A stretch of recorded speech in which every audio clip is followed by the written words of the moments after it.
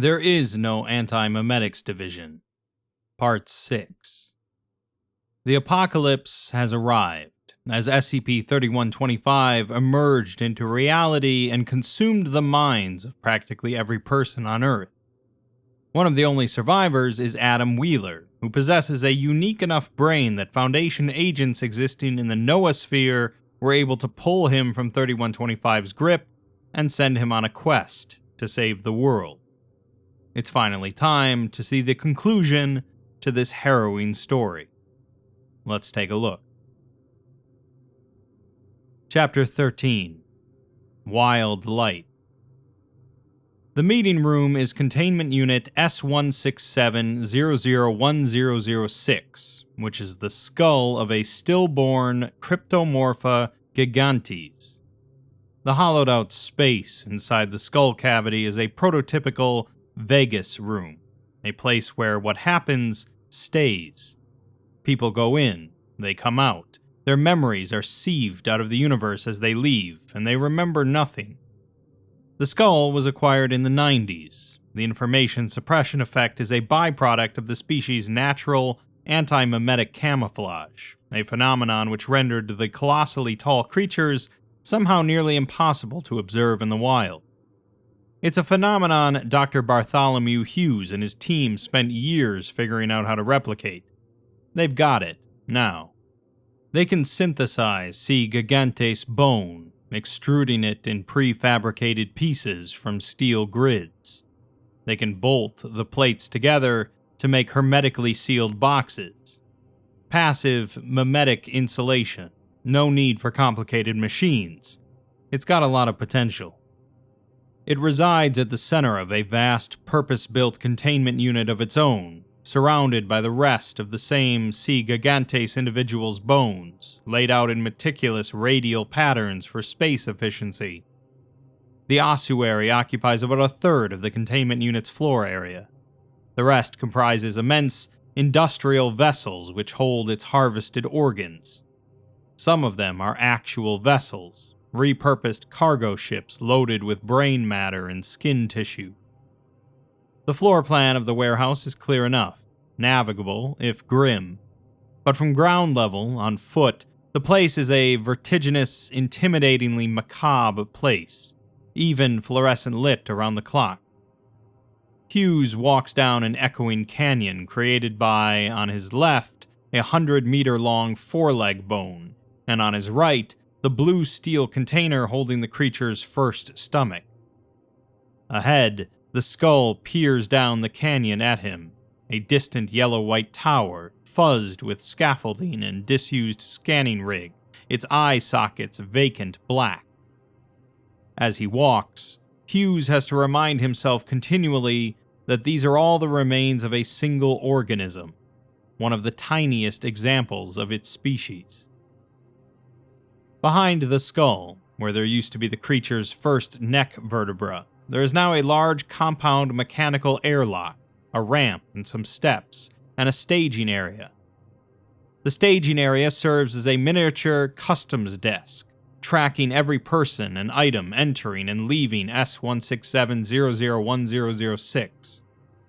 Although memories are wiped on exit, written and electronic records emerging from the interior have to be handled manually. Standard procedure is for the first person exiting the room to bring written instructions for the filtration officer, telling them what other information from the room interior needs to be scrubbed, and what is safe to retain. Usually, the list of information to retain is very short. There are seats, scanners, a coffee machine, a trolley loaded with cleaning equipment, and a stack of cages for the germs. Parked just outside of the staging area, there is also a limousine, bulletproof. Hughes asks the Foundationer who meets him, Bachner, where everybody else is, as he's not late. Bachner leads him toward a seat near a scanner. Hughes has gone through the procedure a dozen times now, so he knows to hold his left arm out.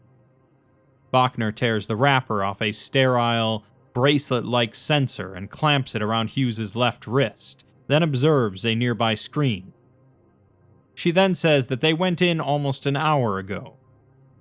Hughes frowns. That's not usual. Why would they tell him a different start time? Why would they need an hour of preparation time before he showed up? He asks her if they said anything, but she replies, of course not. Hughes hasn't the slightest clue what this meeting is about, or what any of the previous meetings were about, or even if they have a common topic. Actually, he does have some clues. The timing of the meetings is one. The first took place early this year, and when they emerged amnesiac, they were clutching written instructions from themselves to continue meeting monthly. Around October, the meetings became weekly. They had 3 last week. And after Friday, they created a new schedule. They meet for 90 minutes every morning, starting today, Monday. A more significant clue is the list of attendees. Other than Hughes, 3 high-caliber researchers from his own organization are in attendance, along with the directors of Sites 41, 45, and 167, the last of whom is Michael Lee, the Foundation's chief of Antimemetics and Hughes's direct manager. He steals a glance at the car parked behind him. There's also this guy, or gal. Hughes doesn't know for sure to whom the limo belongs, but the list of people in the world who have the authority to drive a street vehicle into a Foundation containment building is extremely short. Well, not to prevaricate, it's 13 people. There is an 05 in the room. An 05 is extremely interested in their covert discussions. This is a new and non-trivially alarming development. He nods at the car and asks Bachner if this place shouldn't be lousy with private security right now. She shrugs, so Hughes asks if anybody went into the unit with the 05, such as a bodyguard, or if anybody stayed in the car. She just says no, and he glances at the car again. The windows are tinted, though surely there's a driver behind the wheel at least. But where's the real protection? Maybe it's all invisible. Microbes, occult spells of warding. He feels like the car is watching him back. Bachner tells him to open his mouth, and she puts a disc-like cap on his head, presses an emitter to the roof of his mouth, and fires 2 pulses of radiation through his brain. She asks if he has had any psychic intrusions, and he manages to grunt out a negative through the emitter. She pulls it out and discards it, asking if he experienced REM sleep in the past 12 hours. He wipes his mouth and says yes. She asks how many digits he has, and has him count them. She then injects him with a substance which will prevent his body from rejecting the germ, then lifts a germ out of one of the cages. It splays its tendrils out, confused, not a fan of being picked up. She tells him to tilt his head back and look at the ceiling, eyes wide open, and to take off his glasses. Hughes obliges, handing his glasses to her, and states that he dislikes this part. Bachner has no comment. She lays the germ over his eyes like a sleep mask. There's a cold, sludgy sensation as it wraps itself around his chin and hair, then the tendrils meet behind his neck and begin knitting with his spine. Hughes sees darkness for a few worrying seconds. Then a circular indentation forms in the germ's hide over the top of his right eye, and there's a feeling like part of his brain dislocating, and a fake eye opens where his real one would be. The fake eyeball is around 4 times the size of his own. Though it is singular, its 4 pupils grant him decent depth perception, and he can see a little way into the ultraviolet. The germ is acting as an external block of short to medium-term memory, and as a proxy between the conscious Bart Hughes and the real world. When the meeting is over, the germ will be removed and incinerated, along with all memory of the meeting. There are other amnestic approaches. Gas, injectable drugs, surgical techniques, occult rituals. These are safe, proven technologies for mass use on the general public and Foundation staff alike, but they all operate on the same essential principle that the unwanted knowledge has already entered the mind and must now be removed or suppressed after the fact. Such procedures are imperfect. Memory removal can leave critical fragments behind, occasionally enough for people to rebuild dangerous holes. Amnestic technologies for causing suppressed memories to reassert themselves are continually advancing. Recent developments on the latest generation family of biochemical mnestics, Class Z, seem likely to produce a substance which renders all after-the-fact memory erasure techniques irrelevant. The only amnestic defense against Class Z will be decapitation. So, if there's advance warning time, it's better to physically compartmentalize, to air gap, to outsource the memories to another organism entirely and never let them touch your own mind. You can't be forced to recall something which you genuinely never experienced. It's a complex and dynamic field, one of several fields in which Hughes is a world expert. There are machines which could perform the same task as the germ, silicon modules you wear like a headset, plugged into a surgically implanted jack behind your ear. But Hughes would rather die than submit to interfacing his brain directly with a computer, especially a Foundation-made computer. Nobody is getting his brainwaves. When he joined the Foundation 30 years ago, he put a DNU in his will. Do not upload. Everybody thought he was crazy. Of course, using both the germs and a Vegas room feels rather like overkill. That's another clue. Bachner tells him that his belongings have been scanned. He refills his pockets and takes up his laptop. Walking slightly unsteadily because of the new weight he's carrying on his head, he climbs the stairs to the airlock.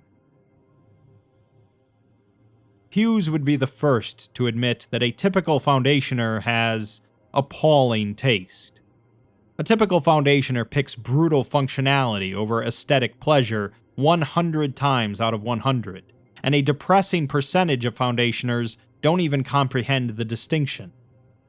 Hughes sees this reflected in the architectural choices and interior design of the Foundation's buildings and offices, and in its labs and containment facilities, which commonly cultivate a hopeless, bleak cliff-edge atmosphere. He sees it in its machinery, its devices, its tools, and even its font choices. Hard edges, clashing colors, failing aircon, impersonality, clutter, claustrophobia. And so, S167001006's interior is a surprise and a delight. Hughes actually sighs. It seems like someone hired a designer. The place is spacious and modern, well lit, with select walls painted in bright secondary colors.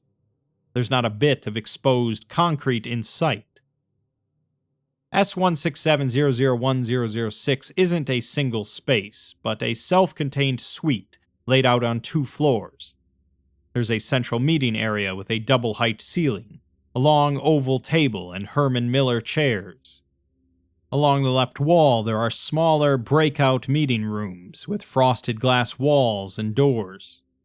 Above these, reached by a flight of stairs, there's a kitchen area, and in the back are some additional rooms, restrooms, and storage. The carpet is gray and orange, a non-repeating hexagonal pattern. The place is well ventilated and smells of coffee. There are 4 people waiting for him. Marion Wheeler, who runs Site 41, is descending the kitchen stairs, holding a steaming disposable cup. Graves, director of Site 45, is at the main table, typing at a laptop. Michael Lee is at the back of the room chatting with 058. All of them are wearing germs. The 4 huge eyeballs of the 4 germs swivel in unison to stare at Hughes as he comes in. It's a highly disconcerting effect. Hughes forces himself to smile back. 058 is strange looking, even accounting for the germ. Hughes has never seen an 05 before, and 058 looks very unlike what he expected. He tries not to stare, but his own germ is extremely good at staring. Hughes asks if they're all caught up. The nature of the asynchronous work loop is that the first quarter of any meeting in a Vegas room is spent reading notes left from prior meetings. Hughes' correct guess is that there's been an hour-long pre-meeting, and then everybody broke for coffee, and now they're resuming. 058 says that they are, and he takes a seat at the head of the table, with Graves to his left. Lee sits to his right, and Marion to Lee's right. 058 indicates a particular vacant chair, opposite Marion, where a printed document is waiting for Hughes to read it. He sets his laptop down, hesitant to approach the document, and asks if they want him to read this now. 058 tells him to take as long as he needs. Hughes asks where his team is, as they're 3 bodies short. 058 just tells him to read the document. He seems upbeat. Perhaps he's projecting an upbeat facade to help Hughes to forget exactly how much authority and power he wields. His net worth is said to be essentially infinite. It's not really about money at his level.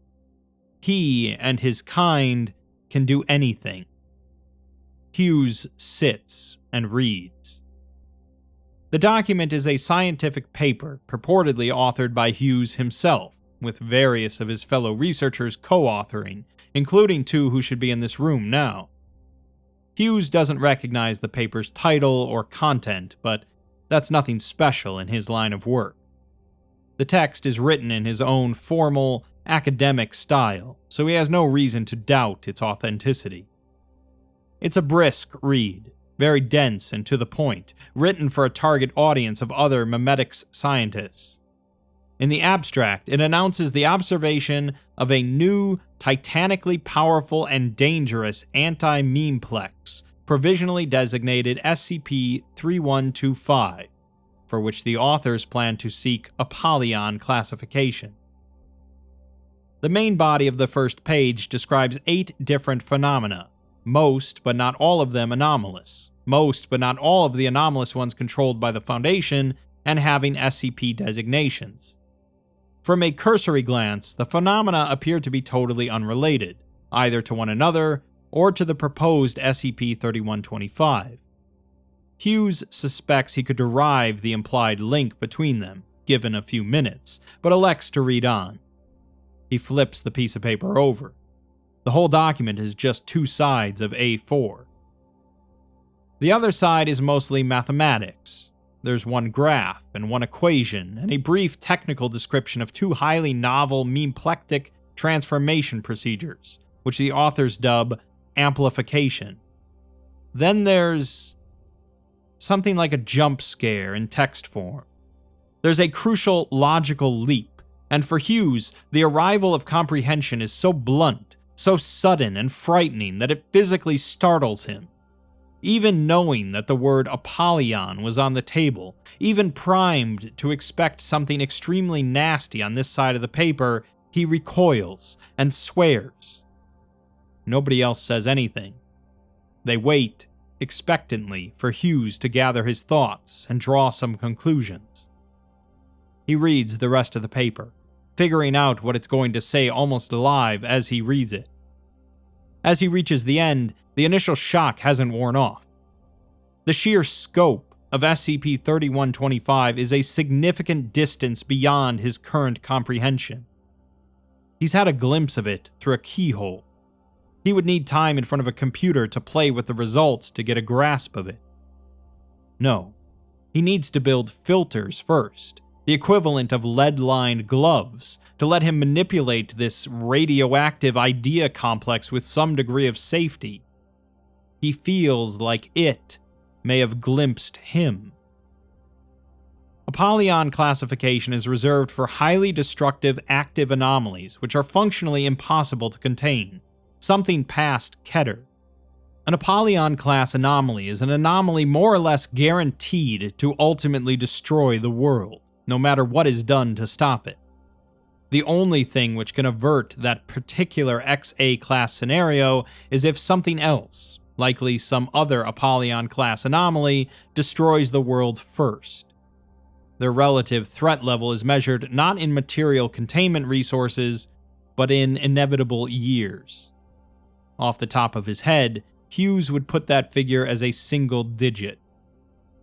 He says that this is it. This is the one that's going to kill them. It's bizarrely liberating. He looks around the table and asks if they obtained Apollyon classification. 058, however, says no. The current thinking in the Overseer space is that Apollyon classification is a confession of defeat. It's bad for morale. It cultivates defeatist attitudes. Aside from the special classifications, Keter is considered the top of the hierarchy as of right now. All extant Apollons are likely to be re-evaluated and reclassified Keter over the next year or so. He asks what Hughes thinks of it other than that. Hughes asks if he wants containment procedures, as they must have had this conversation a bunch of times before. 058 tells him to imagine it's their first time. Hughes stares darkly at his paper. He says that they could exterminate all intelligent human life. If there are no sapient hosts in this universe, SCP-3125 can't incarnate. There's a fairly stunned pause. Yes, Marion says. He's pitched that approach before. She doesn't think any of them here have ever been completely sure if he was serious. Hughes says that he's completely serious that they could do it, and completely serious that it would work. Their mission statement is secure, contain, protect. Somewhere down the line, they should really look into adding and keep as many human beings alive as possible to that. Graves says that it's implicit that humanity is what they protect, but Hughes counters that they secure the anomalies, contain the anomalies, protect the anomalies. How does it scan otherwise? Marion remarks that they're getting off topic, and they're not exterminating all sapient life. Hughes says that they could immediately terminate and suppress all memetics and antimemetics research worldwide. They would have to systematically dismantle the whole scientific field forever. Stop all the experiments, scrap all the research, brainwash all the researchers. If nobody actively researches this field, nobody will ever find SCP-3125. It stays buried in the farthest reaches of eidetic space indefinitely, like radioactive waste. He looks up at the ceiling. The problem is interesting. He continues by saying that, ironically, the most practical way to do that would be to develop an artificial meme, one which encodes the idea that memetics research is intrinsically worthless and harmful. Enrich it with religious or pseudoscientific virals and release it to the general public. A year after it got out, they'd be tearing their own labs down. Unless the Antimemetics Division's institutional immunity to that kind of external threat was strong enough to stand up to the pressure. Interesting scenario. Even if they don't go in that direction, they should definitely think about wargaming it in simulation, see what outcomes are likely. Marion interrupts him, but he says that hiding wouldn't work. It could be introduced externally or occur naturally. Marion interrupts him again and says that they know, as that's already happened. SCP-3125 is incarnating as they speak. They're in what he called the foreshadow. It's here. She's referring to predictive models, which Hughes must have created himself during prior meetings, models with which he doesn't have time to familiarize himself. Still, he gets it. He wishes he didn't get it. His fear comes from a completely different place from most people's.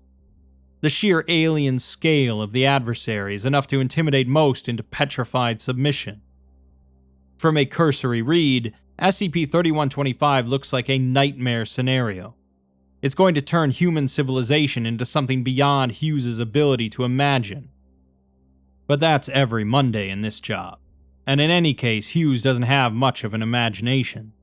He is intimately familiar with almost the entire SCP database, and he's a world authority in anomalous containment. The few areas of science he doesn't have genius-level ability in, he has trusted colleagues who do. They are all solved problems, locked boxes. This is different. He has more ideas, but there is, mechanically, no way to start working on the problem. It would eviscerate him the moment he tried to comprehend the entire problem. He'd need to design and build the box while already inside the box he was building. He would need to box the universe. He looks around the room's walls.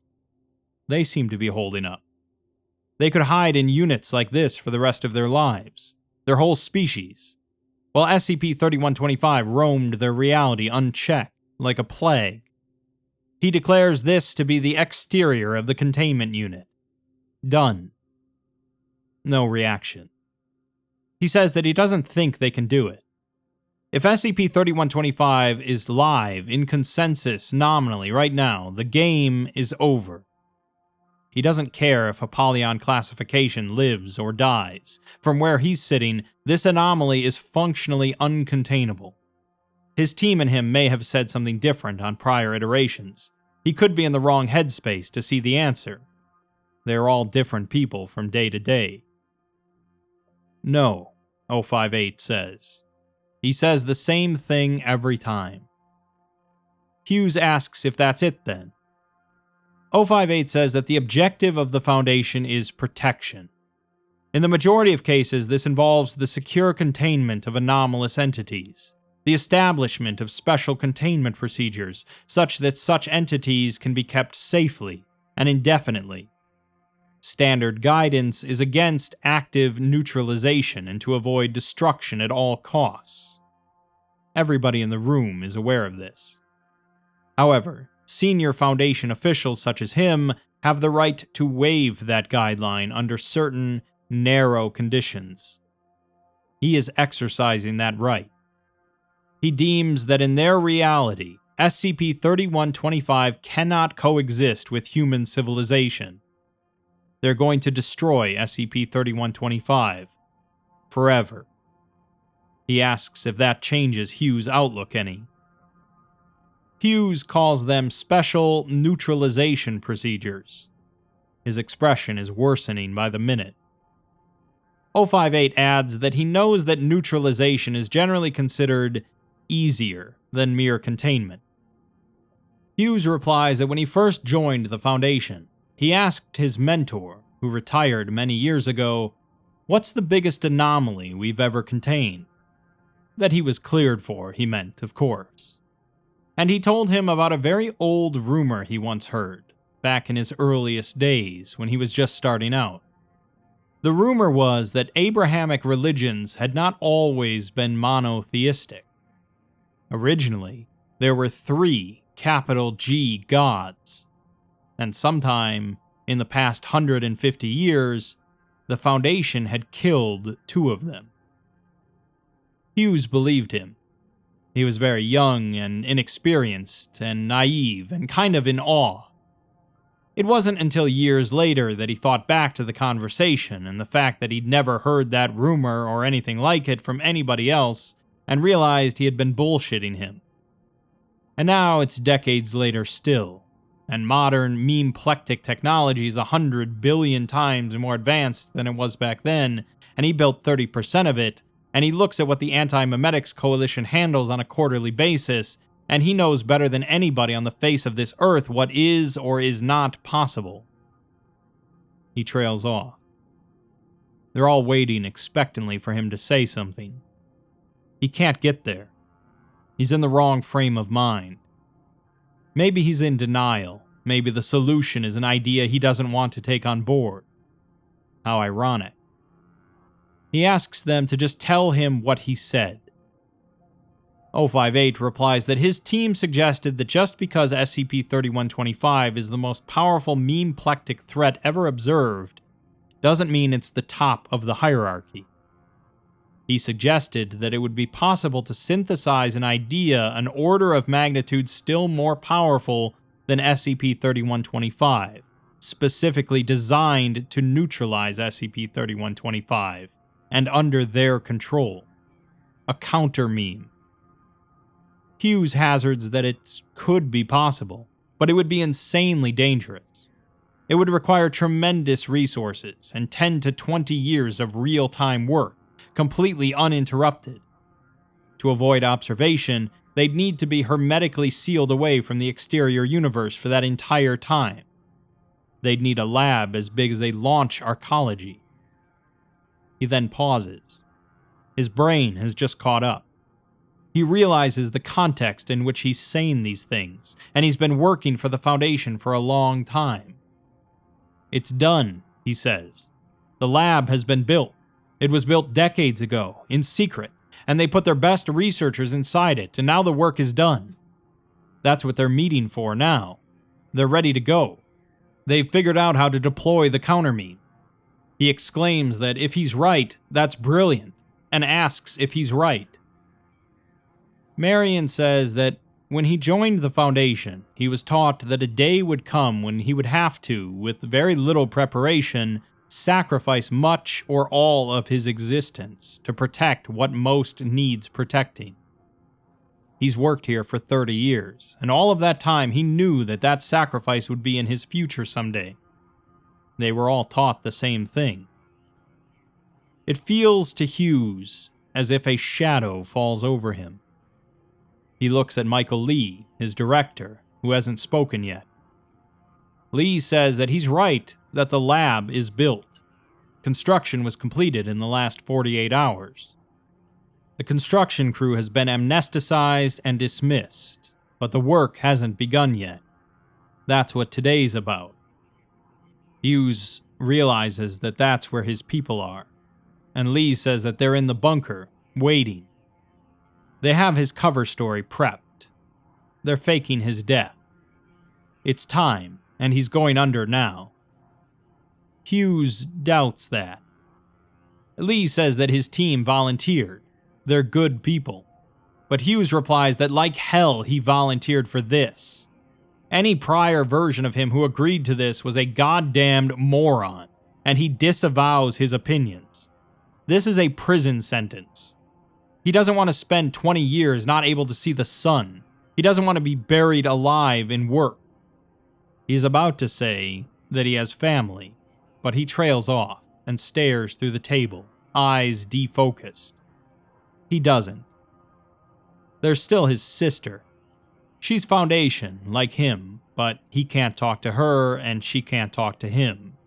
They've tried. He says that this has a low probability of success. The time frames are bad.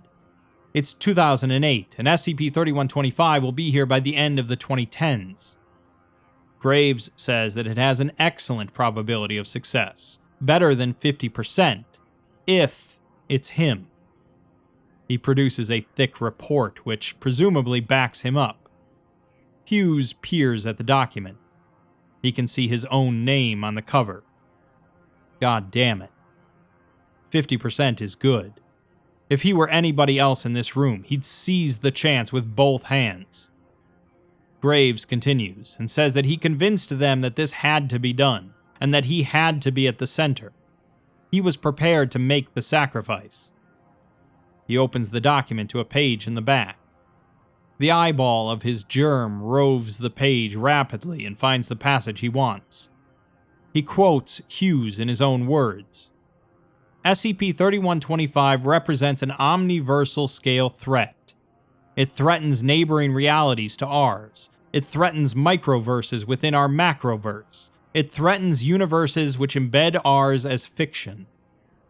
058 interrupts and tells Hughes to think of it as a prison sentence, if it helps. Rescind his consent, if he'd like, but the next place he's going after this is the bunker.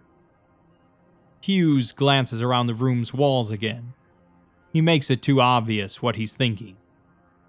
058 tells him that the door's locked, and he's not exiting until they're through here.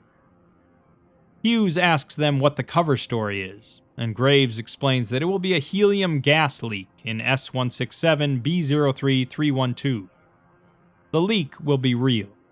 There's a forged body in there already, impossible to distinguish from a real one. They've tampered with his public schedule for the day, putting him in that room. 058 cuts him off and says that Hughes is stalling. He doesn't need to know any of this. Lee suggests that Hughes names somebody else, seriously, in the world who could stand a credible chance of solving this problem. Hughes says nothing. There's nobody. Really, nobody in the world. And he can do it. Lee presses him if there's anybody else, even if they didn't want to, who has the skills they need, who isn't already in the vault. The world shifts positions a little. Lee's standing now. Marion looks around alertly, gripping the arm of her chair. She has a fountain pen in her fist, uncapped. It's like she just remembered something. 058 glances at her, puzzled at her reaction to, apparently, nothing. Hughes doesn't notice anything. Hughes says that it's just him, and Lee says that's good enough for him. Marion then says to hold on a second, and Lee pulls a gun out of nowhere. Hughes's germ's enormous pupils shrink to violet pinpricks. This is no part of any plan.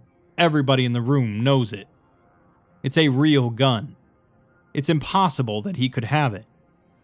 Marion starts to rise out of her chair.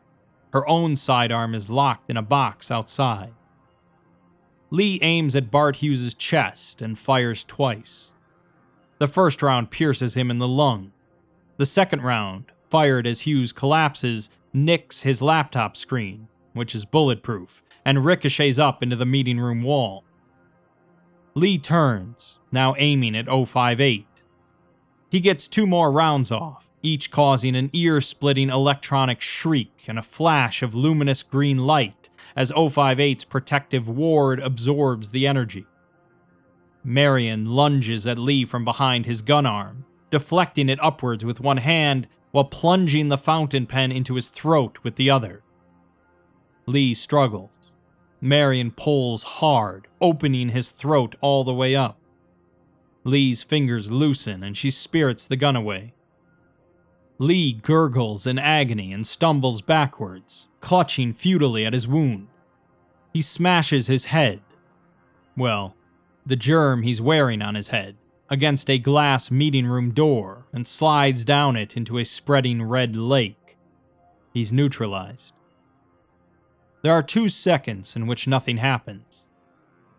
058's eyes meet Marion's, and he asks her thoughts. She says that Michael Lee was compromised, but she doesn't know how. She makes the gun safe, holsters it, and vaults over the table to check on Hughes. He's dead, she finds. Graves is dead too. When in the hell did Graves get hit?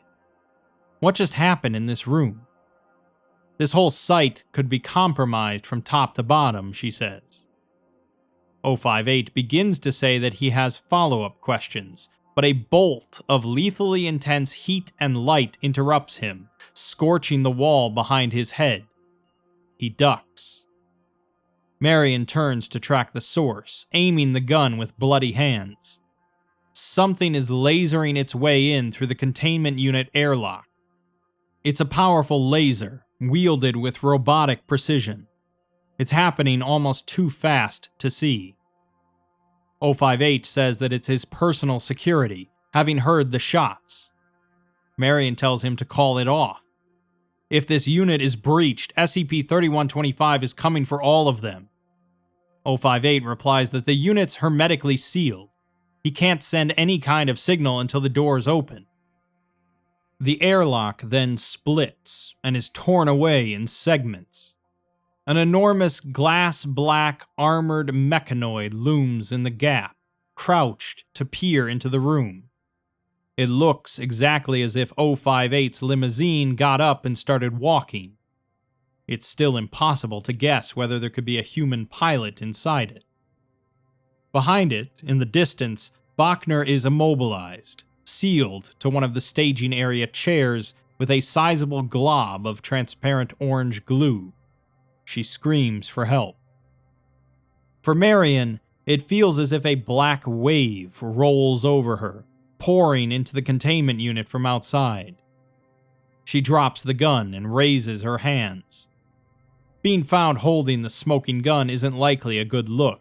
and she doesn't know for sure what heuristics, human or electronic or otherwise, control the mechanoid.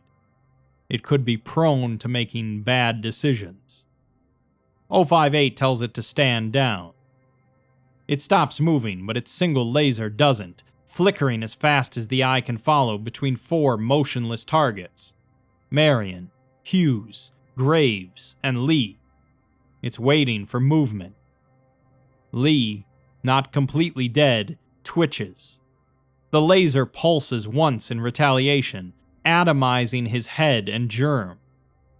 The laser settles down to a shorter pattern, looping between the 3 remaining targets. Marion doesn't move a millimeter. 058 yells again for it to stand down, and this time it seems to hear him. The laser clicks off and settles into a neutral position. Marion relaxes and says again that Lee was compromised. She hurries to the back of the room, where a medical kit is mounted on the wall. She says that they need to get him out of here, and then they need to sterilize the site. He asks when it was compromised, and by whom. He was given to understand that SCP-3125 rendered its victims wholly bodily subordinate to it, biologically incapable of doing anything but propagate its core concepts, but Lee was still high-functioning. Marion says that they've miscalculated something. She throws most of the kit aside, keeping only a strangely shaped capsule with a thin nozzle and pink fluid inside. 058 asks about the gun, as they were all searched on entry. Marion doesn't know. She can think of several ways to get the gun into the room undetected. It could have been planted in the restroom by Lee on a prior visit. Bachner could be complicit, perhaps others. She thinks there's an extremely strong chance that the 3 members of Hughes' team have been murdered too. It's all academic now. She applies the capsule to her right wrist and infuses the first half of the dose.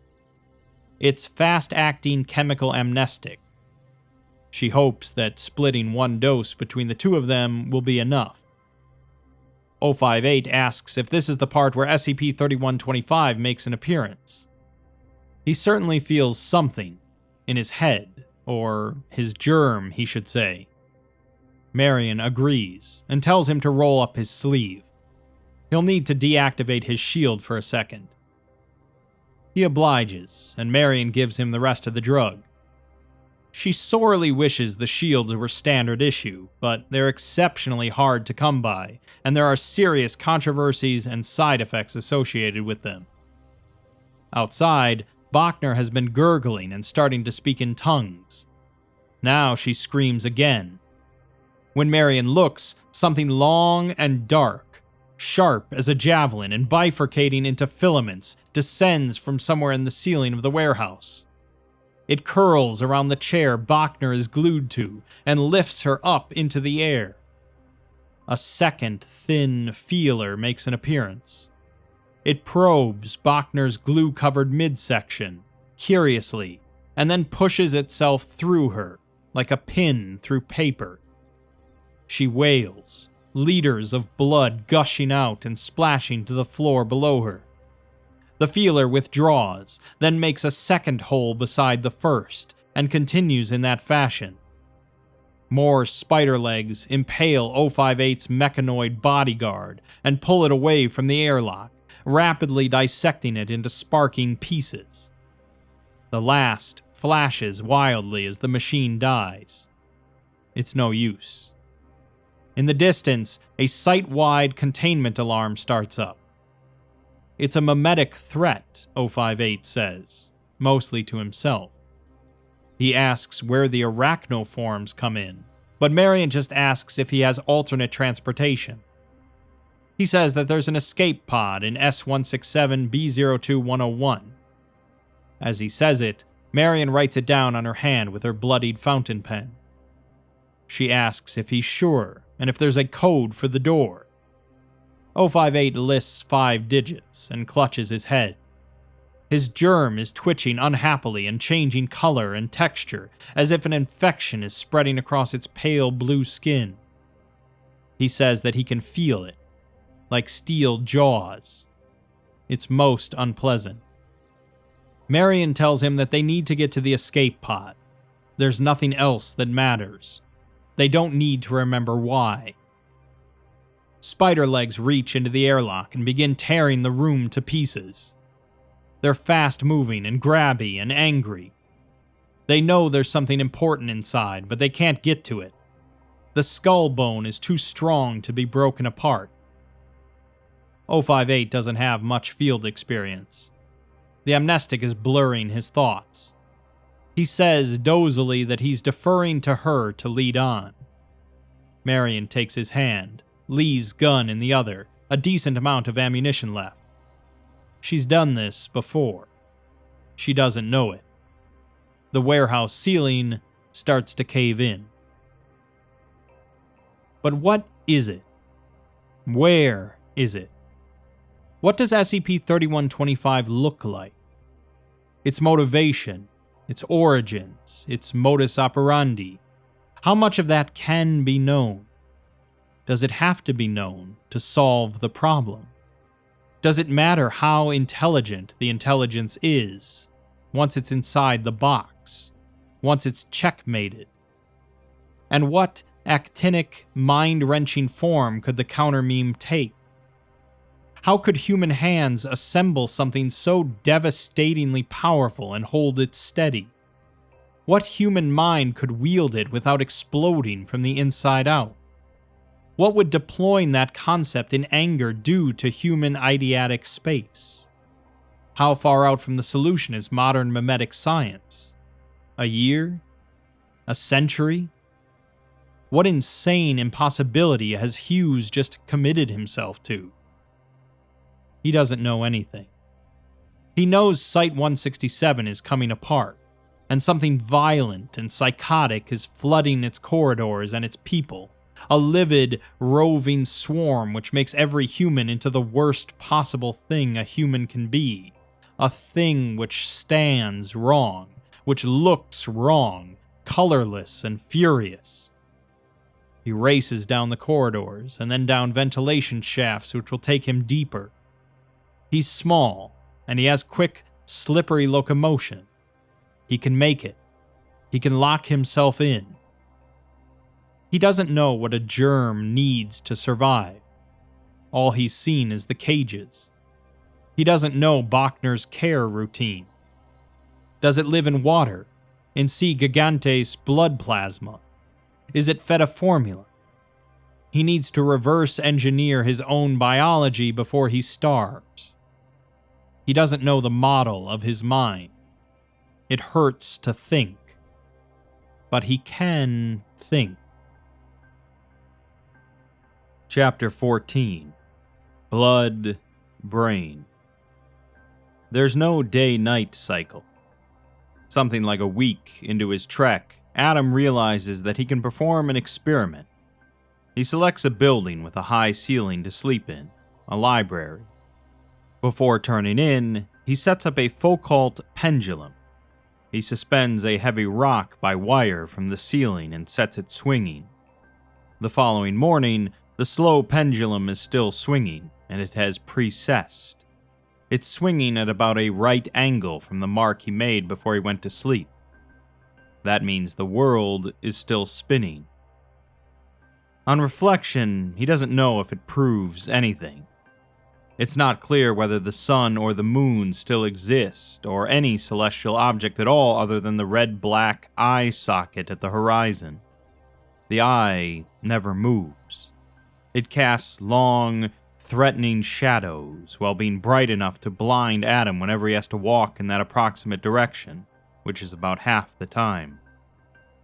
Regardless of the physical evidence, it doesn't feel as if he's walking on a real Earth, or fully awake.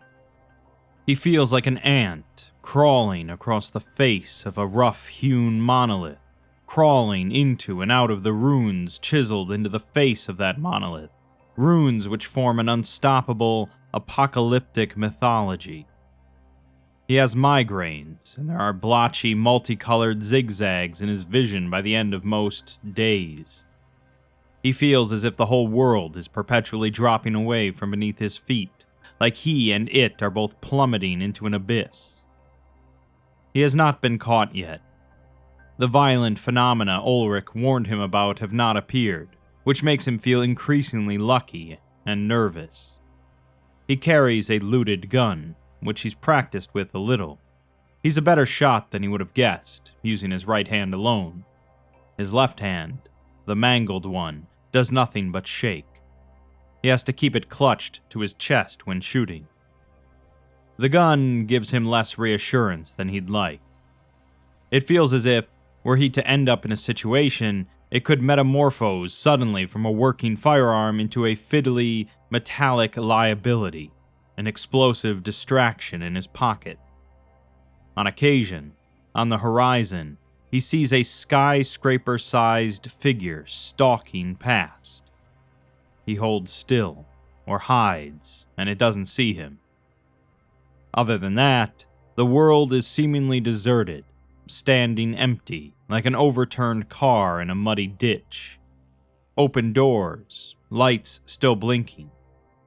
Adam feels detached, lucky, guilty. He keeps away from cities. He has not, yet, come within eyeshot of a sarcophagus. Ulrich was evasive in describing them, and advised him in the strongest possible terms to stay away from them. But on another night, he selects a bad place to camp, where the wind and the local geography funnel the noise from one of the sarcophagi up to him from the valley. The noise, despite its faintness and distance, cultivates such intense and intolerable nightmares that he has to get up, pack up again, and walk further away, as many more miles as it takes. The noise creates, in him, things which he dearly wants not to be flashbacks. He goes into a shop, and along with packaged food and bottled water, steals a cheap digital wristwatch. It has a date function. Today is Monday the 17th of April.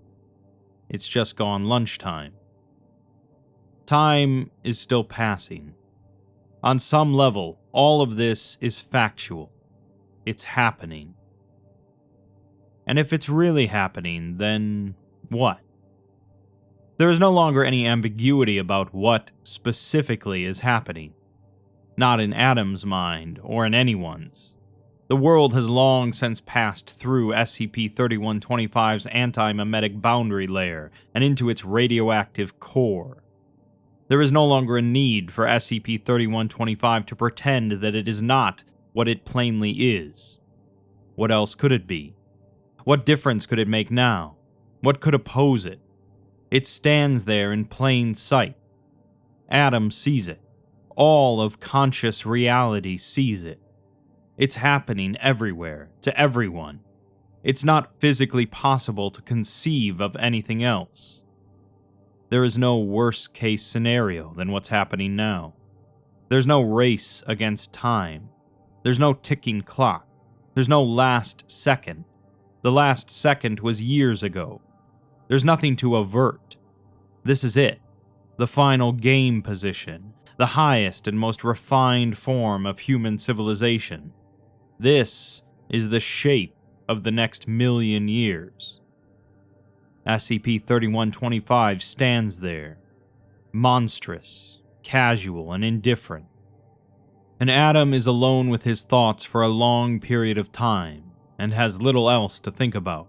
And he wrinkles his brow, and he blinks a long blink, and looks again, and he realizes what it was that he wasn't seeing. SCP-3125 is standing there, like a human stands. He reaches Site-41 at the beginning of May. His body clock has wandered far out of skew by this point. It's technically around midnight when he first lays eyes on the place. There is a protective field surrounding it, stamped into reality by the detonation of the antimemetic warhead, radiating out a few hundred meters beyond the site's perimeter. It's a psychological repulsion, not a physical one. A thick bulwark of irrelevance. There's nothing here. Just keep walking. Despite being warned about it, Adam succumbs to the effect. 30 minutes walk down the road, he double-checks his map and realizes what's happened and turns back. This happens a second time. On the third attempt, he makes it through. Dead reckoning and willpower. For some reason, he had been imagining an ancient, dramatically overgrown ruin, but the containment breach which led to the site's destruction happened only 18 months ago, and the bomb blast which concluded the outbreak was figurative, not physical. About a third of Site-41's main building has been torn down, but the rest is perfectly intact and unmarred. Mother Nature has not reclaimed it. Gnarled trees are not sprouting from the damaged side. Adam exhales. There is a still, safe atmosphere about the place. It's as if Site-41 has its own cool microclimate. It's easier to think. Even the light here is fractionally yellower, more natural. The site's main entrance is sealed with steel doors, but Adam circles around to the damaged side of the building and is able to effect entry over the rubble. He moves at a medium-slow pace. He can't afford to blunder into anything, but if he goes too slowly, he knows he'll overthink the situation and become scared and have to retreat all the way out of the building. The late Daisy Ulrich promised him that the site was safe. She then went to rather disconcerting lengths to explain precisely what safe meant. No entities capable of spontaneously, actively harming a person. No entities in need of active, dynamic containment procedures. A safe SCP can be left in a dark, locked room indefinitely with no risk, she explained. A nuclear bomb is safe, she said, giving the canonical example. Well, he replied, up to a point. The site is safe, he tells himself, creeping forward. The most dangerous things he's going to find are rats and... He jumps back, aiming his flashlight at a frightening shape. Corpses. The corpse is seated against a corridor wall. It's clutching a combat knife, which it seems to have buried up to the hilt in its own inner thigh, opening a gushing artery.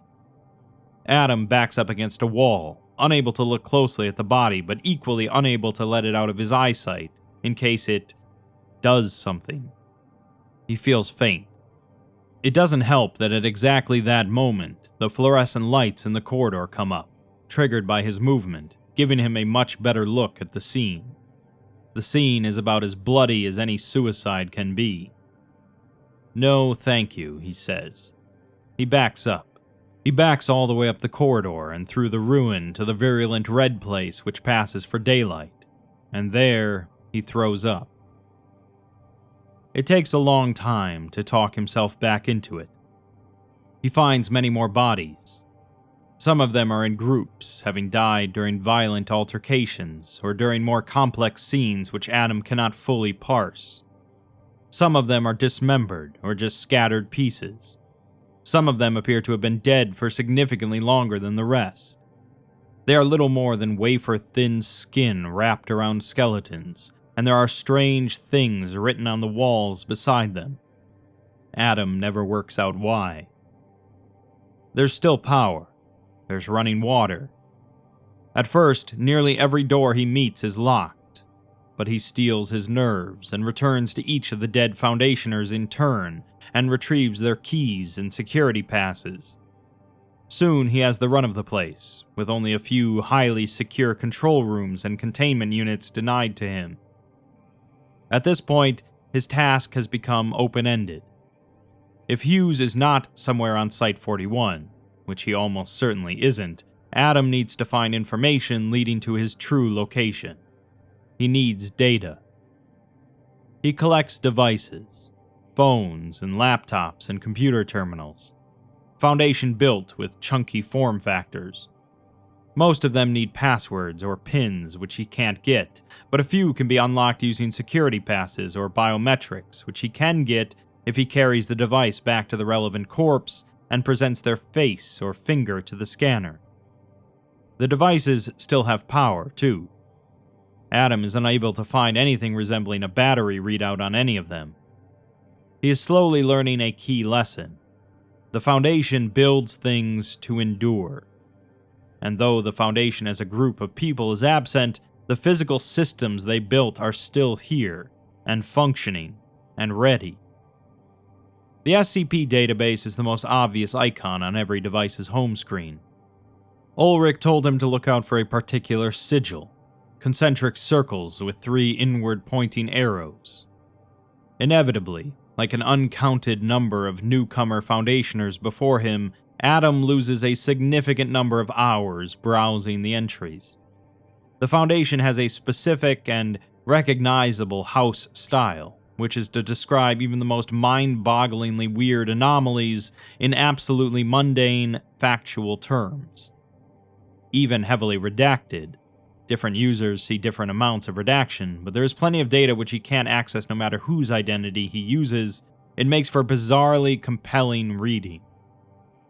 Hughes is mentioned numerous times in the database.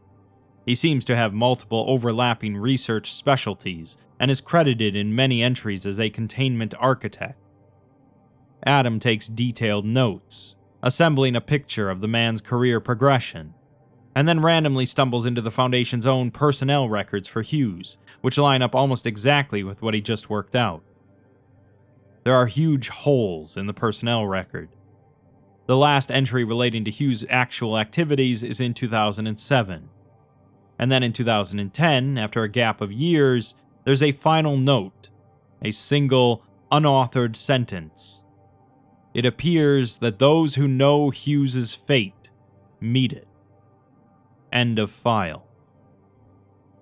Adam frowns at the unhelpful note for a long minute. It reads like a riddle. Adam was, for a long time, a crossword puzzle fiend, but it seems improbable to him that a clandestine organization like the Foundation would leave cryptic clues for one another, rather than clear, direct instructions.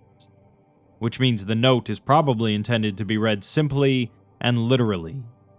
Don't look for Hughes unless you want to meet the same fate. Adam tilts his chair back and stares at the ceiling, contemplatively. On the other hand, the note also means Hughes can be found. It's been done before. There's no day-night cycle, but he's worn out.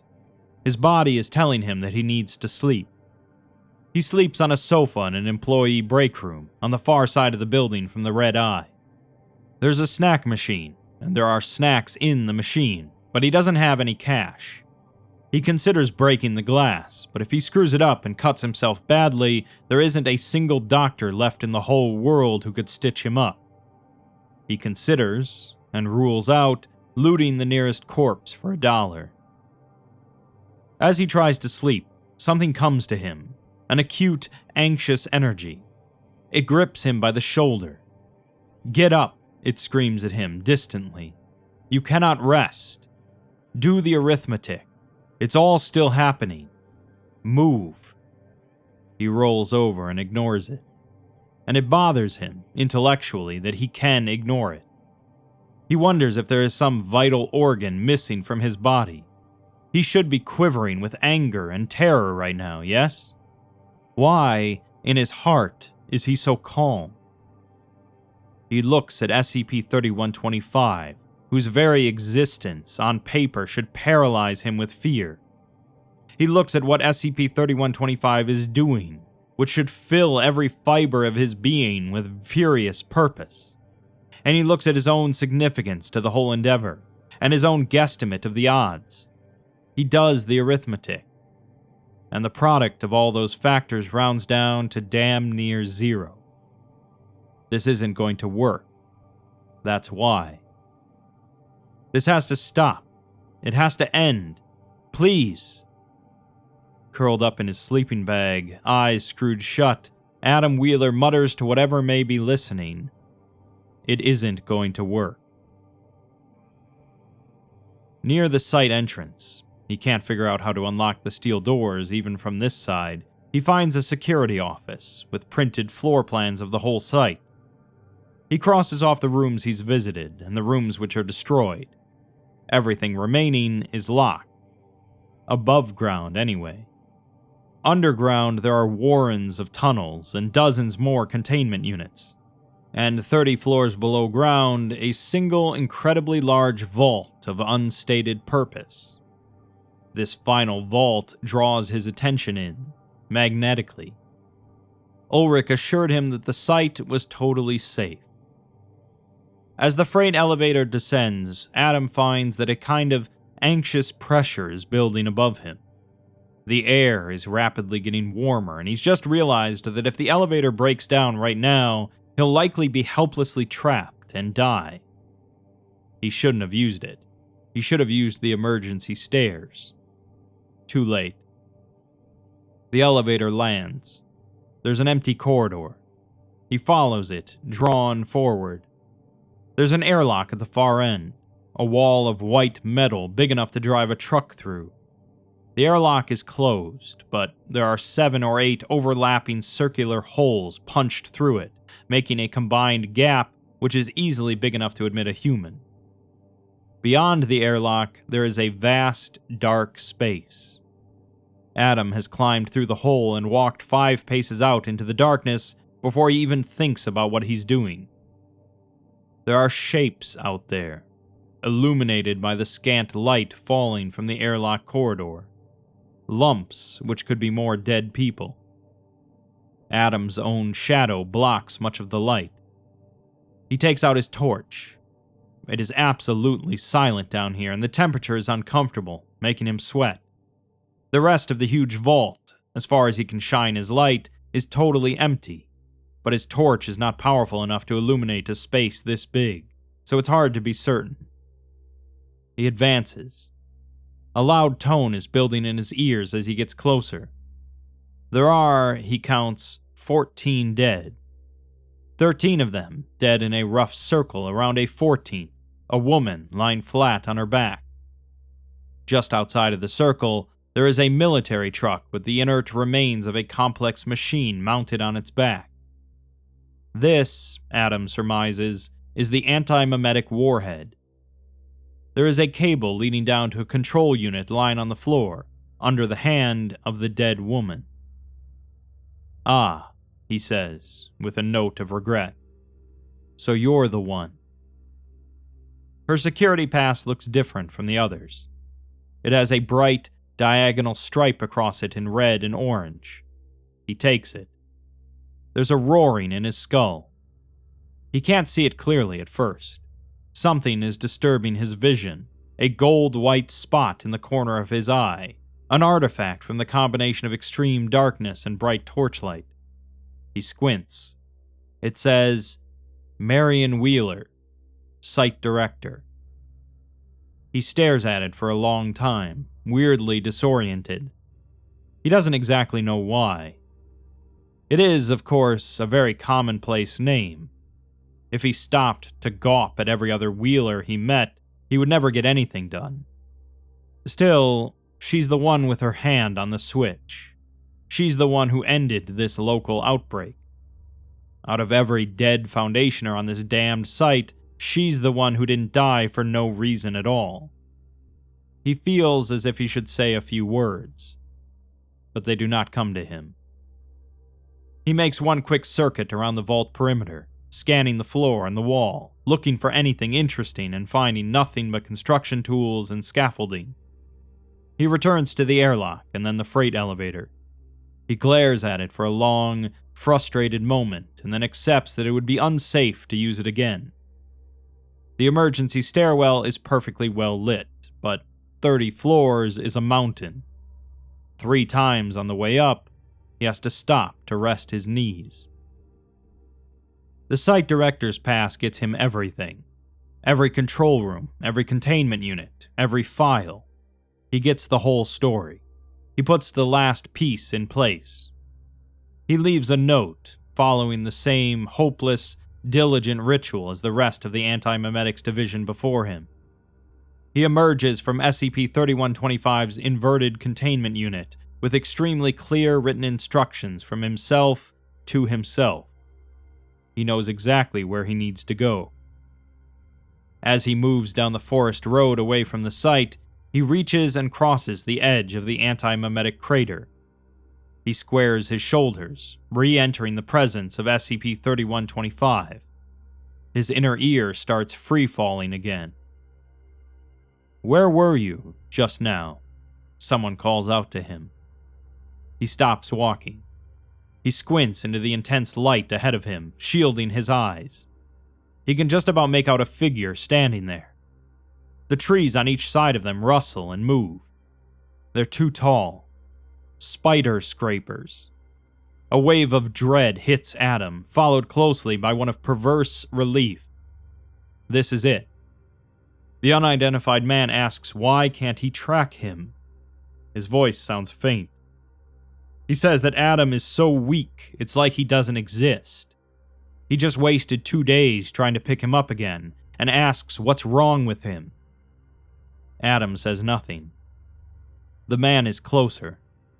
He didn't walk, but the distance between them halves, and his voice is easier to hear, though he is still too bright to look at. His body structure blurs and flickers. "You're not one of them," the man says. "And you're not one of us. And you're definitely not the hero. You don't count for shit, memetically." He asks Adam why he's wasting his time on this, whatever the hell this is. He should just kill himself. It's not going to work. Adam knows that. The light collapses. The figure smashes into focus, becoming physical. It's a real human. A skinny 20-something, scruffy, uncut hair and a sketchy beard. He is shirtless, and there is a deep, black pit in his clavicle, a hole where he has clearly been very badly wounded. Blood has run down his chest, soaked his jeans and forearms, and dried black. Fresh blood is still coming, building up thick layers which shouldn't be possible. Adam doesn't spot the second hole in his gut, obscured by too much blood. Adam is trying to keep his expression neutral, but he knows it isn't working. He can feel his left hand, his bad hand, starting to shake. A part of him still wants to ask the guy why, but there is no possible answer. The man explains that this is what the human race really is, spreading his hands to gesture at the whole world. We lied to ourselves that we could be better for thousands of years, but this is it. This is what we've always been. We've never been anything else. Adam begins to say something, then stops, suddenly remembering something. He claps his left hand to his chest, draws with his right, and shoots. It's a good shot, a lucky shot. It takes the man directly in the eyeball and blows out the back of his skull. He falls, twisting as he falls, landing on his broken face. Adam gasps, remembering to breathe. He almost drops his gun, but he gets a tighter grip on it, keeping it aimed at the blasted ruin of the man's head. He wants to throw up, but he controls himself. In through the mouth, out through the nose. He's okay. Let him talk for too long, he says, apologetically. He pulls out a Foundation brick phone from his pack. He pushes some buttons, entering coordinates, and then retreats far down the road. He retains visual contact with the dead man for as long as possible, then turns away and kneels, placing the phone on the road beside him. Following the detailed instructions he found in the control room, he grinds his palms into his eyes and presses his face against the ground. And he says, "Eloni Zenore. Fire." The orbital laser strike comes diagonally. It lasts for a split second and is easily bright enough in the visible spectrum to have instantly blinded him if he were looking. When Adam returns to the scene, there's no body left. Just a scorched ellipse of asphalt. He says, to the scorch mark, that he was going to say something along the lines of, "That's a lie. That's what he is. He's the lie." And if the bastard can regenerate from that, he's done for, well and truly. He looks up. The atmosphere isn't changing. The sky isn't returning to blue. There's still that heinous pressure. SCP-3125 remains the dominant force in the universe. But as he turns, hearing movement in the forest all around him, he realizes that the immense spider forms, he'd sincerely forgotten about them, they were standing there so quietly, are dispersing. Final chapter. Tombstone. All memetic horror aside, Adam thought Site-41 seemed like a pleasant enough place to work, at least above ground. Decently spacious, if unattractive offices, large windows, plenty of natural light, scenic forest views, safe. Site-167 is a hostile, sprawling industrial wasteland. 4 square kilometers of secure containment warehousing, research laboratories, and administrative offices. Adam is put in mind of a fossil fuel power plant. The buildings are grim, functional, and aggressively unattractive. There is no greenery. The ambient noise in the complex is a harsh roaring. It was built on a flat plain, and the wind races down concrete canyons and past sharp building edges. Just over half of the site, Adam discovers, has been erased from the face of the Earth by an orbital laser strike.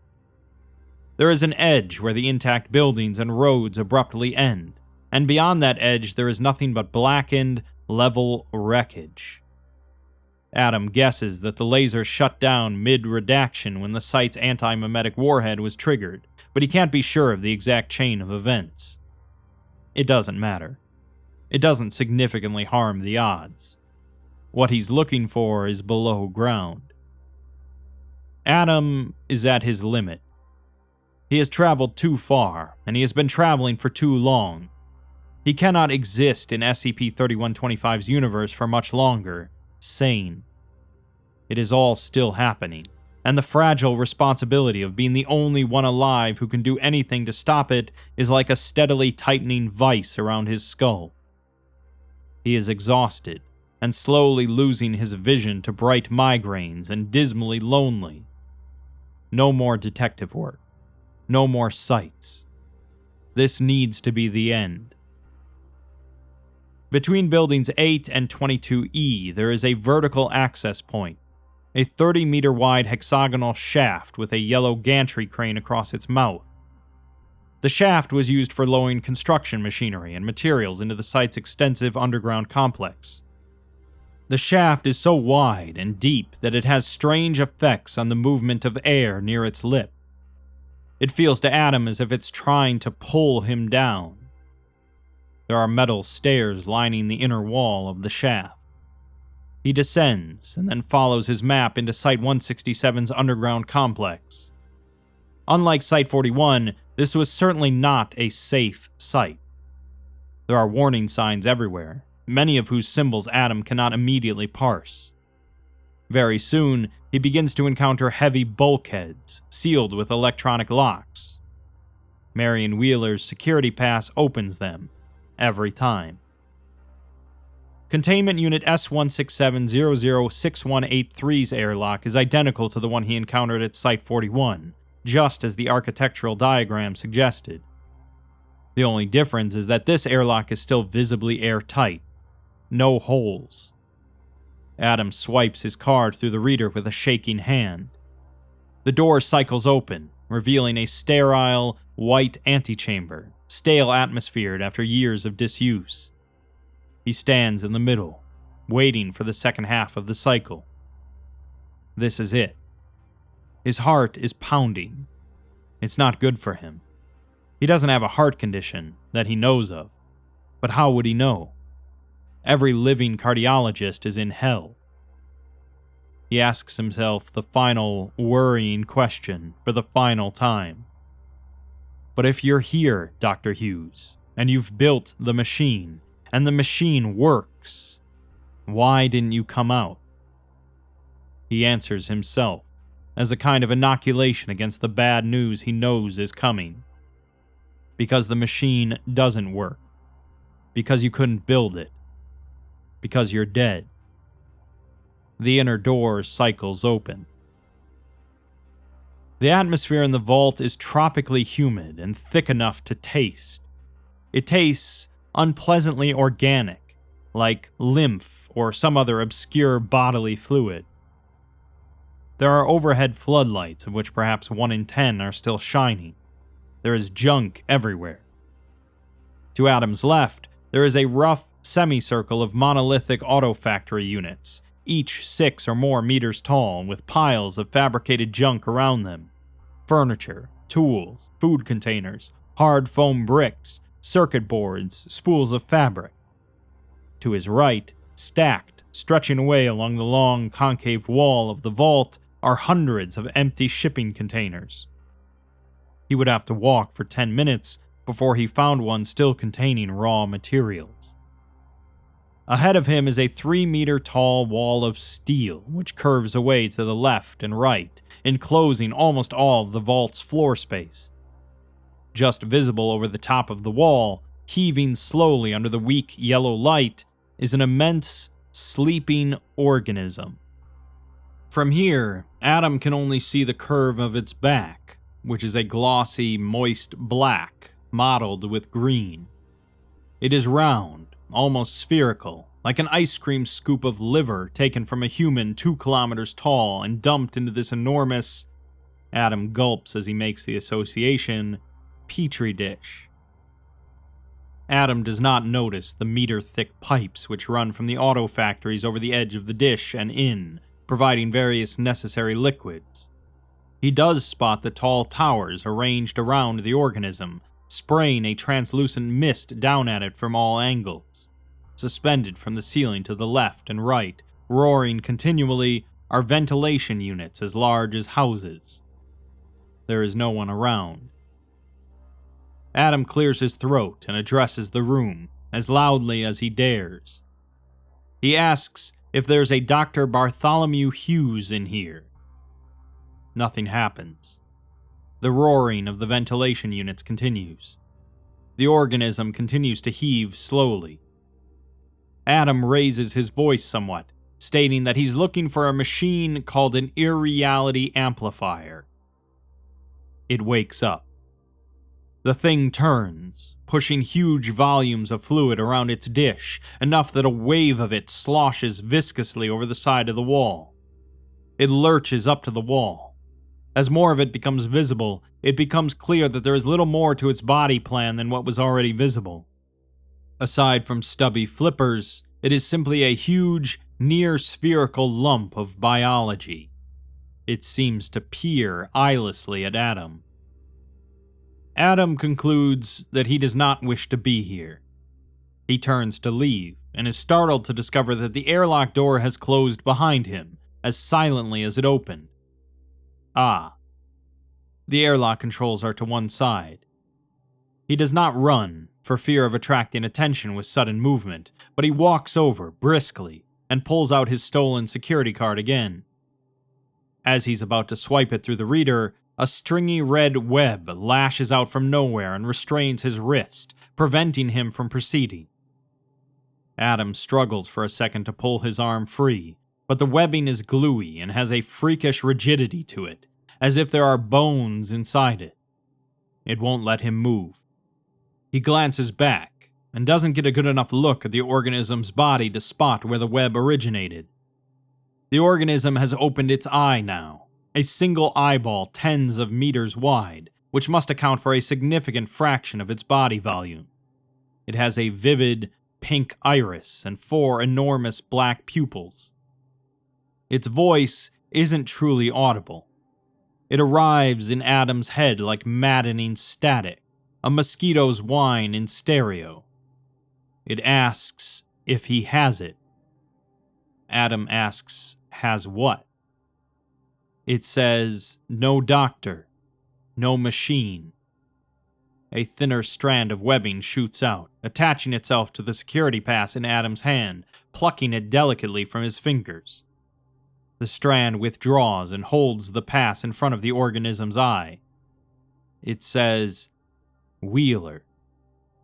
Adam replies that yes, it's something of a coincidence really, but he's cut off as the strand tightens, lifting him by his arm.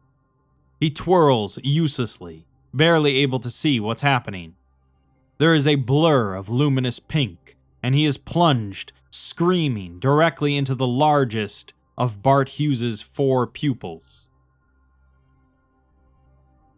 The bunker was empty when he got there. His associates were missing. He was forced to presume them dead. And in a rare lapse of forethought, he had neglected to bite off one of his human body's fingers before fleeing the scene of the shooting. With no human tissue sample to work from, he had no way to clone himself a replacement body. He was, he realized, trapped. Marion had told him that, to protect the cause of the Foundation, he would have to sacrifice much or all of his existence. And she had only been reminding him of something which he had always known, intellectually. Still, he had not imagined this. And even if he had, he could never have imagined what this would be like, to experience from the inside.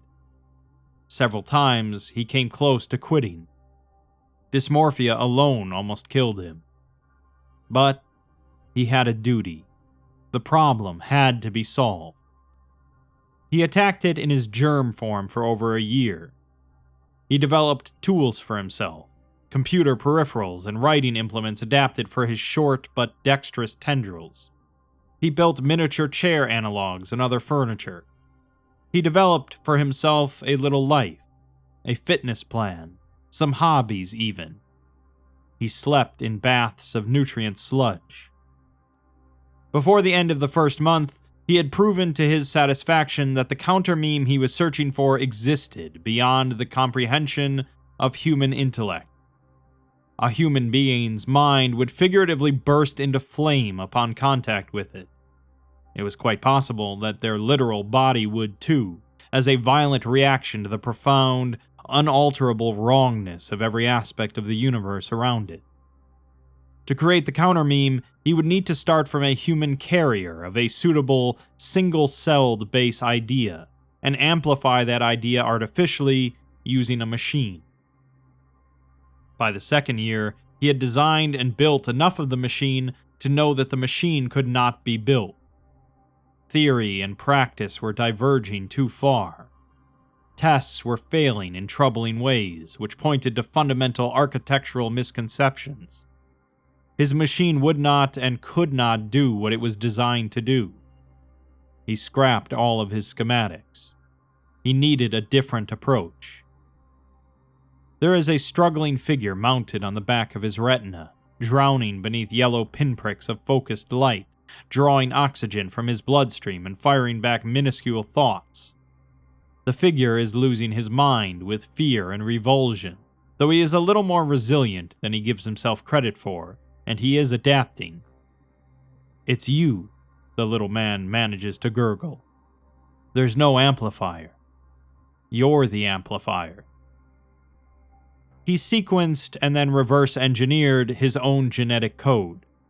He built life support equipment and re-architected the interior of the vault, which had always been the plan, if not to this extent. He refactored his physiology in stages over the course of years, until his brain was of a size and complexity to think monumental, radical, irreducibly complex thoughts. "But why didn't you?" the spec asks. "You could have opened the vault at any time. What were you waiting for?"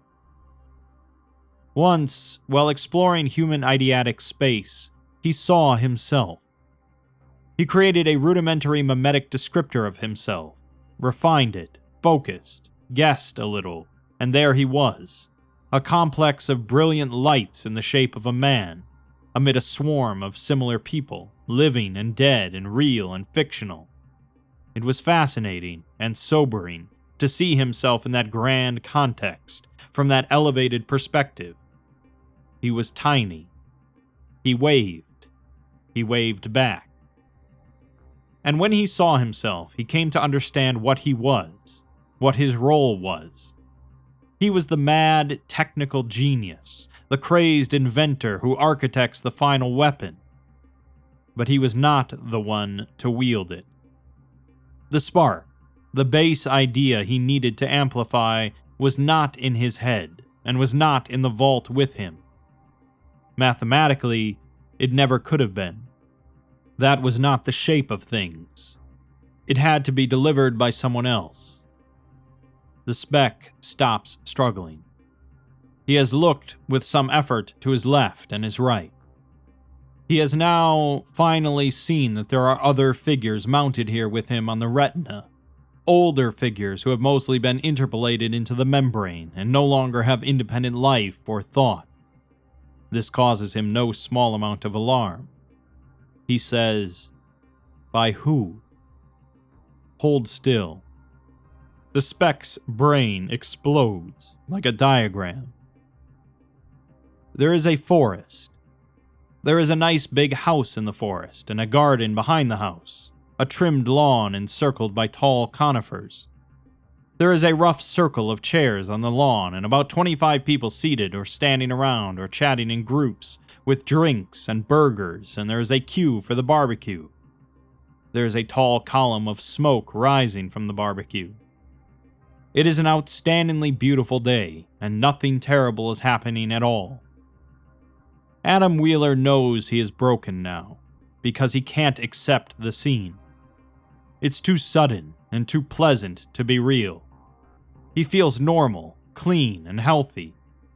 He gasps and almost cries when he realizes that his hand is back. Someone walks up to him, offering a handshake. "You must be Adam. It's a pleasure. Bart Hughes." Hughes is a very youthful 50, short and skinny, with thick-lensed, thick-rimmed glasses and a flurry of wild, graying hair. Adam shakes his hand, more or less automatically. In his other, he has a bottle of beer. "I work at the Foundation," he says. Obviously. Containment architecture, biomimetics, a whole mess of odd jobs. Adam replies that he was looking for him. Hughes just says that he found him. Good job. Adam asks what this is, and Hughes replies that he didn't think he'd remember. This is where they originally met, briefly.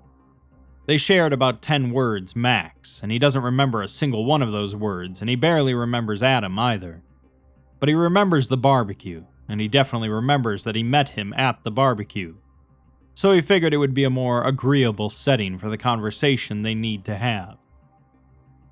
Adam doesn't recognize the scene, either the location or any of the people. Hughes leads him across the lawn and selects a pair of chairs in the sun. He sits and gestures for Adam to sit across from him. Adam does so, uneasily. Hughes rests his elbows on his knees and gathers his thoughts before he begins speaking. He tells Adam that he doesn't have the idea they're looking for.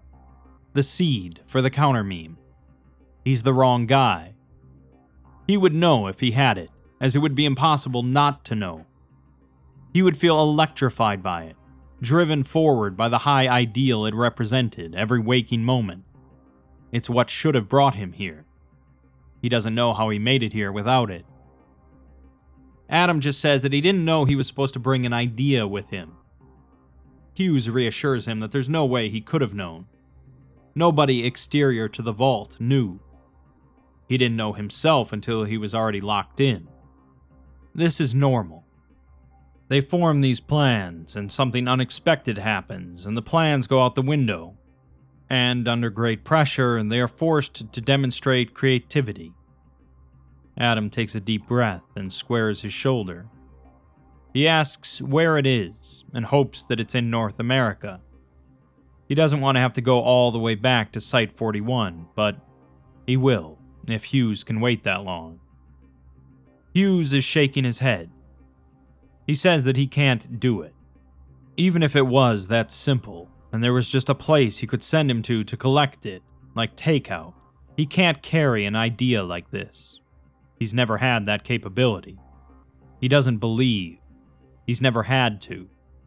He's the wrong guy. Adam asks where that leaves them.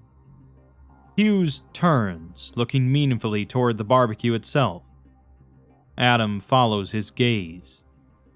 There is a woman tending it, with her back to them, chatting with the people in line for food. She seems to be the center of attention. Marion. Hughes says that she had it. To speak accurately, there's no singular it. It's a massively diverse phase space of possibilities. Millions of people in the world had different ideas which could have worked, but she was one of them. Was, as she died. Hughes turns back to face him. He hesitates, drinking some more beer while he chooses his words. He is not a medical doctor. He does not have anything which could be considered a bedside manner. He tells Adam that he's been examining his brain.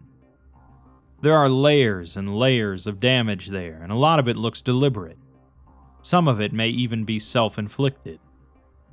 He has had memories suppressed and restored and falsified and erased again, and on top of that he's survived what should have been fatal exposure to SCP-3125, and he's been through a great deal of completely non-anomalous trauma. So he would be forgiven for not having worked it out by now. The hole in his life.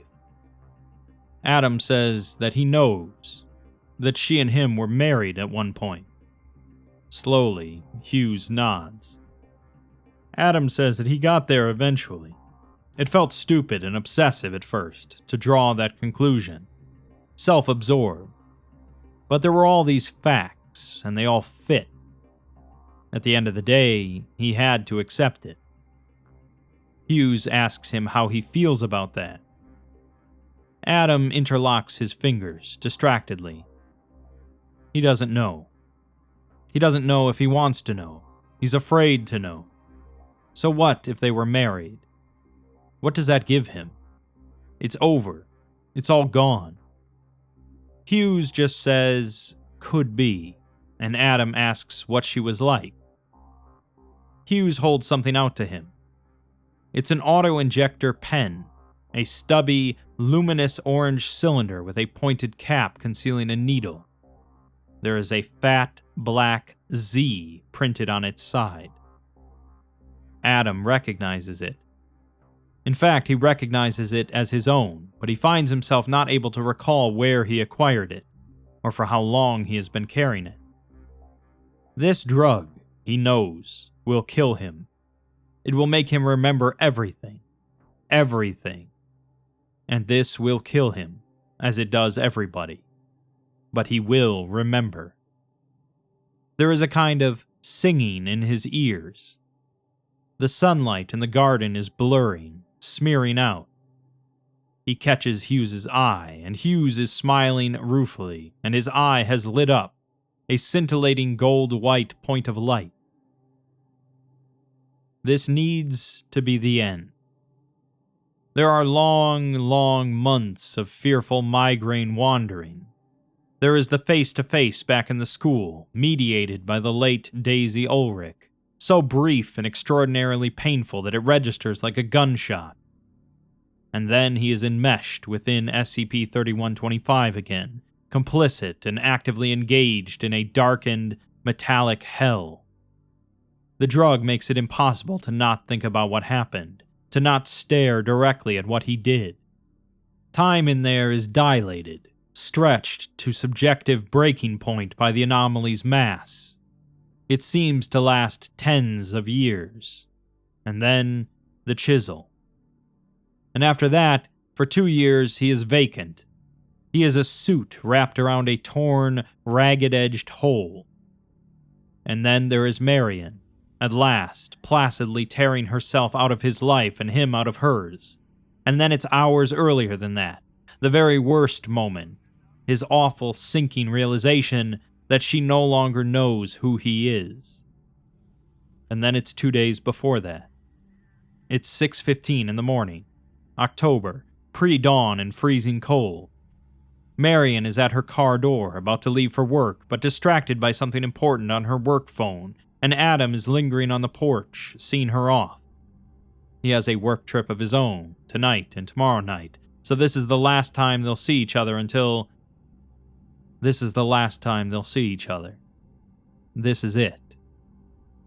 He digs his heels in, dragging the regression to a straining halt. He calls out her name. She puts her phone away and turns around. It's her. The whole of her. She is precisely the way he remembers her. She is the memory, iconic and brilliant. She smiles at him for a long, ridiculous moment. She asks if he gets it now, why she kept him away from all this. He says yes, and they kiss, and it's a classic, it's perfect, it's everything either of them remembers. He holds her tightly, and she hugs him back, head heights as mismatched as ever. He sniffs. She states that he's had a hell of a time. It's a simple fact. He says that he needed her. He didn't even know how badly. He didn't need her to help him, he just needed to stand aside and let her do the job instead.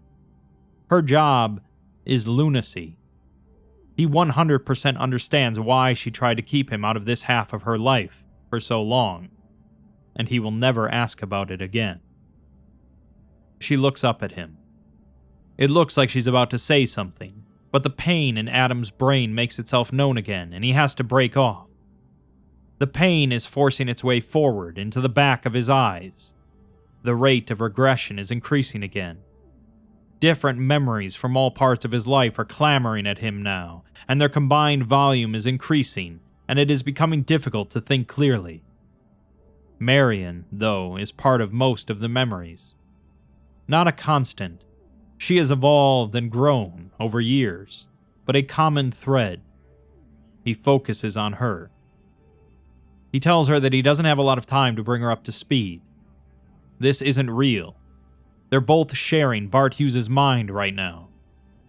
He doesn't know how much she knows, but she cuts him off and says that there's an antimemetic monster called SCP-3125.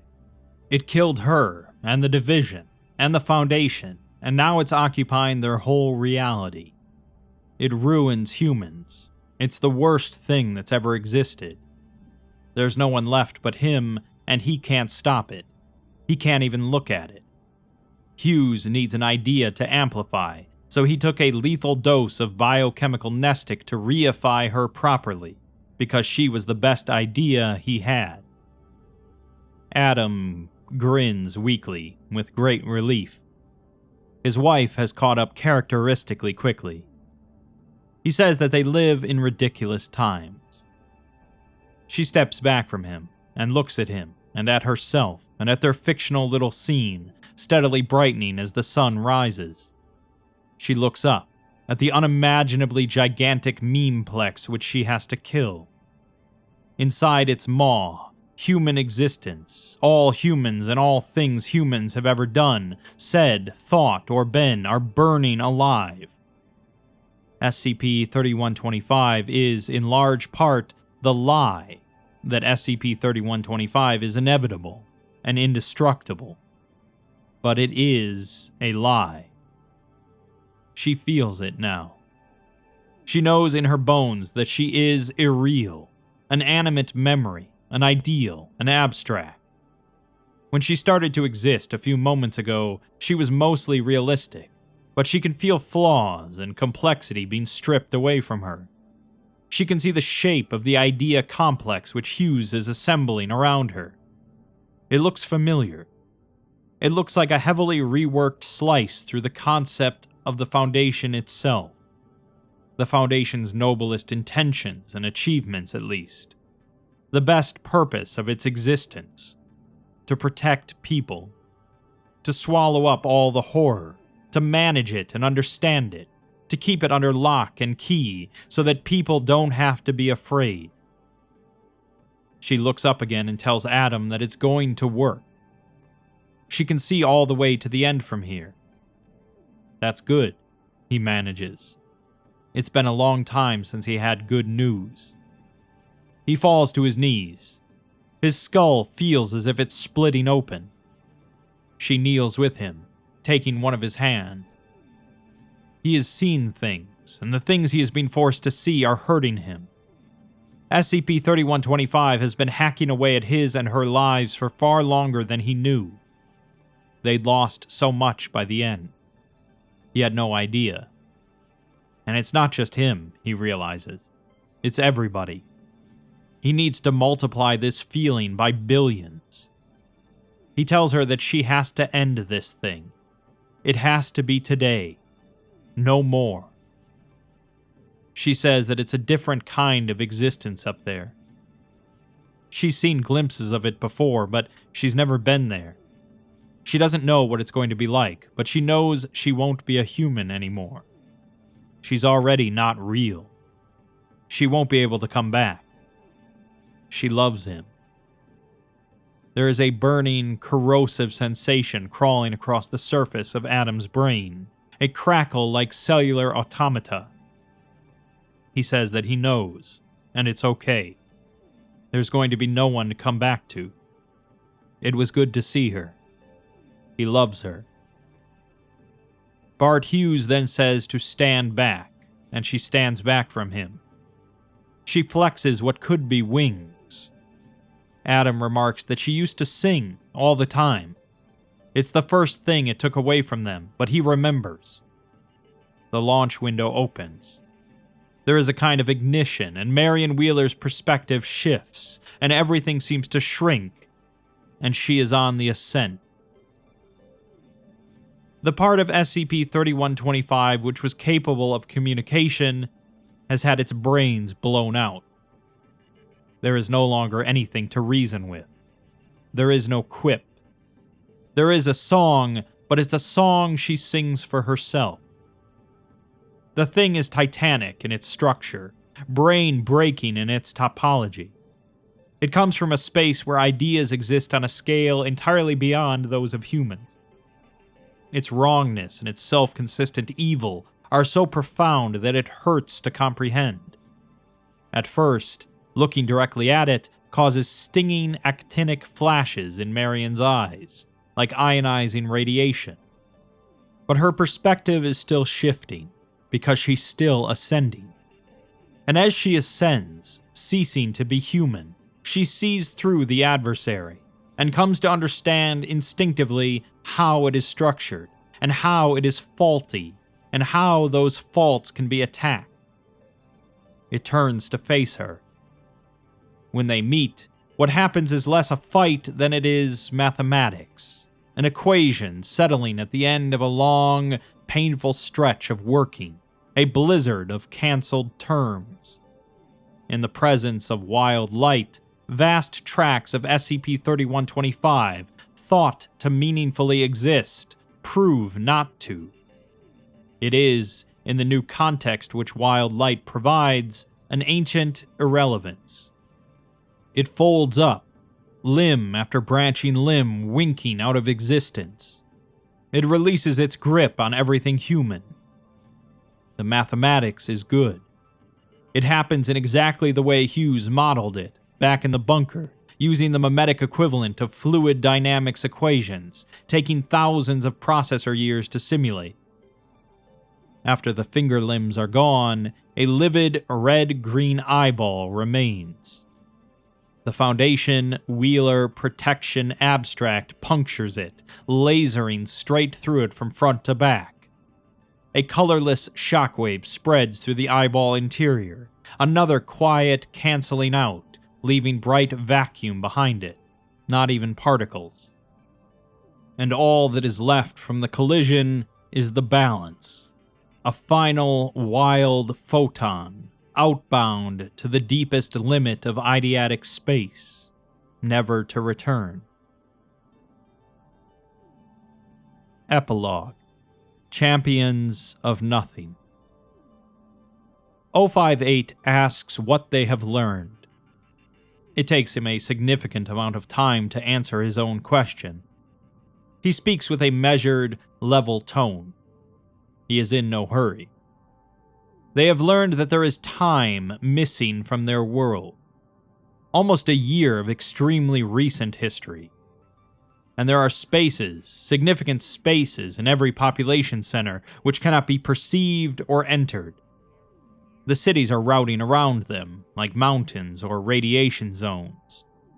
And along with that time and that space, they have learned that there are enough people missing without any explanation whatsoever, that if he spent the rest of his considerably augmented lifespan counting them, he could not count to that number. He pauses. And outside of the Noospherics division, no one, not a single person, is even aware of these thefts. Even those in the division who made this discovery cannot recall what happened during that missing time, and no one can enter that missing space. The gap in reality itself can barely be perceived. It is this shocking, blinding absence, this unknown unknown. They have learned, they cautiously hypothesized, that 3 to 4 years ago an unimaginable anomaly entered their reality. And then, sometime later, it left, taking all of that space and all of that time and all of those people with it. They do not know what it was or what it did. They have tried to find out, but the truth evades his best noosphericist. The question fights back, as if it doesn't want to be answered. And they do not know why the anomaly left, though his experts say that in the conceptual realm there is evidence, traces of what could have been a conflict. And in the distance, shining down on them, there is a great new star. He hesitates. Even he doesn't remember what happened, which he personally finds deeply alarming, because this is recent history. Like nearly everybody alive, he must have been there. In some respect, he must have gone through it. But if they have learned nothing else, they have learned this. Humans can walk away from and forget anything. Civilization can go back to normal after anything. He sits in contemplative silence for some time. He stares at nothing. He worries briefly that he really does know the truth, and that there is nothing anomalous preventing him from knowing it. That it's simple denial. But he won't say that aloud, even here. He wonders what the Foundation's role in this was. Were they witness to this anomaly?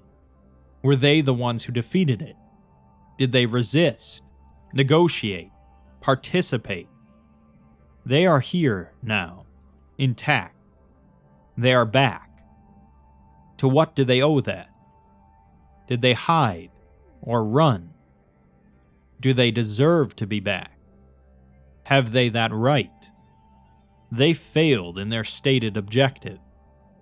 These people are gone, and it's useless to pretend that they aren't dead. They failed orders of magnitude harder than they've ever failed before.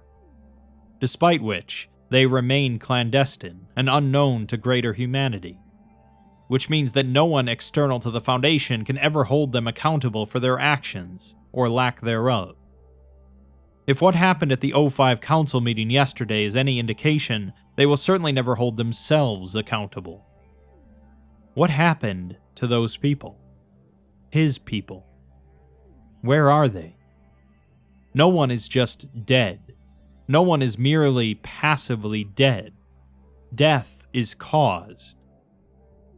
SCP-055 cannot answer him. He continues, his voice rising.